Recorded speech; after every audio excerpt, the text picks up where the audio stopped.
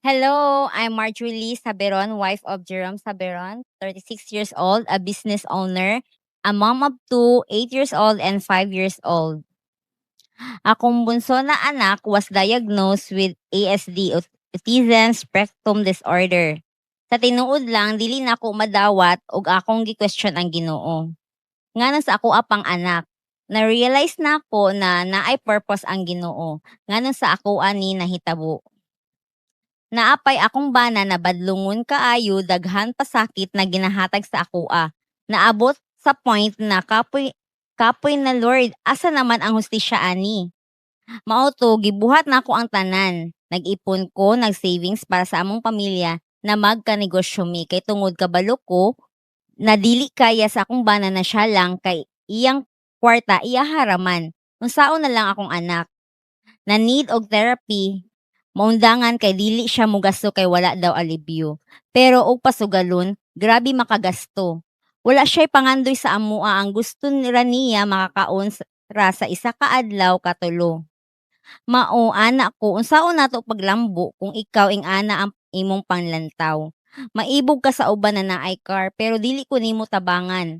Pati akong GCash, iya nang cash inan kay magsugal.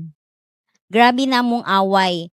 Ako grabing tipid, siya grabe pud og waldas. Ana ko sa una, daghan kag kwarta, ikuha sa Ginoo tanan kay imo lang gisayangan ang blessings na gihatag niya sa imuha. Mahadlok ka na ipagunit sa akuak kay tungod abi nimo nagawaldas pud kog kwarta. Wala siya kabalo na sige kog ipon kay tungod moabot ang panahon na kailangan jud namo. Ikasal mi na wala kayo mi nag-effort o gasto.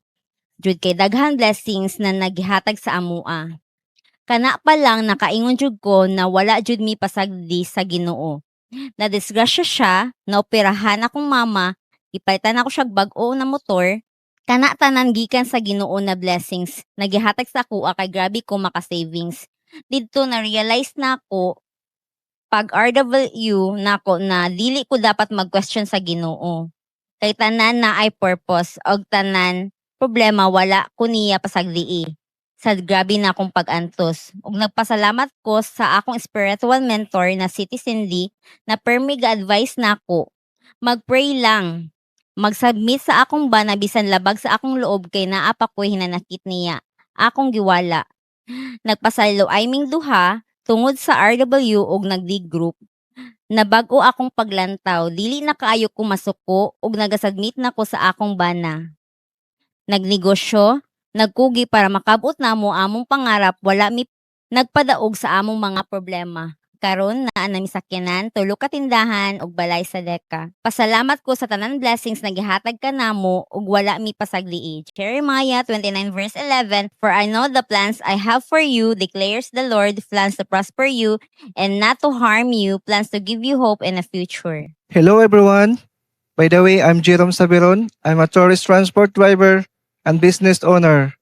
My life before, usade ko ka chicks boy, duta boy, og sugarol. Hantod sa niabot ang time nga na-blackmail ko usa ka babae, nakulong ko almost one night. Nakagawas gihapon ko kay napatunayan na dili nako sala.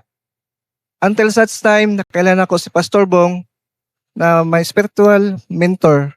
Since kay gubot na kayo akong life, gin-encourage ko niya na mag-join og life group. Walay laing tumong ni nga grupo, mapadol akong relasyon sa Ginoo. Along the process man, nag-meet me sa akuang as wife na si Marge. To cut the story short, nagkaroon mi og duha ka anak. Thankful kaayo mi kay perfect jud ang gipili ni Lord para sa ako. Maayo ang among panag-uban sa sugod. Lisming duha, apan didto nagsugod ang kalbaryo sa among duha. Nagsagulan ako og binuang ang akong trabaho. Sa sige na ako promote og herbal drinks, daghan ko na ipon. Abi na ako sobra na akong kwarta. Moto, nagbisyo ko, nagtuntuon kog sugal, naadi ko og online sugal, na scatter. Hangtod sa nalulong nako sa sugal, giprindan ako ang akong wedding ring. Ug wala pa na kontento, napil ang bracelet sa akong asawa. Lastly, ang motor na akong giprinda. Tungod sa akong pagka-addict sa sugal, gubot na kayo among kinabuhi. Sige rami og lalis, halos magbulag nami. Sige, nagkasakit akong mga anak. Ma-realize na ko na mali ni akong ginahimo. Nagpray ko kay Lord, nangayo ko pasaylo, nangayo ko og tabang, natagahan ko og direksyon. Nag-decide ko na mag-join sa RW. After RW, na-experience na ko ang love ni Lord.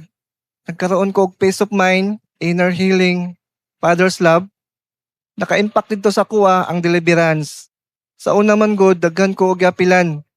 Divine appointment, retreat, bisan asa ra ko mosimba, pero wala may makaluwas na religion.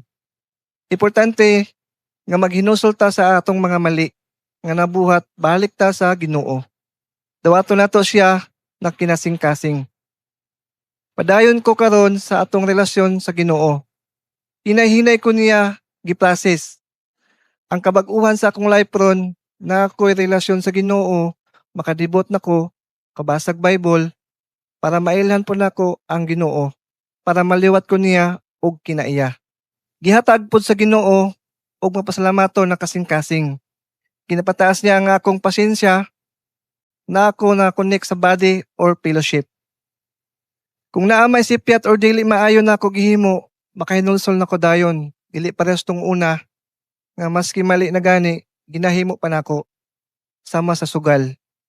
Padayon gihapon ko karon tuman sa pagbuot sa Ginoo sa akong kinabuhi. Ang good news kay gibalik ni Lord sa amoa. Sobra-sobra pa nga iyang gibalik kanamo.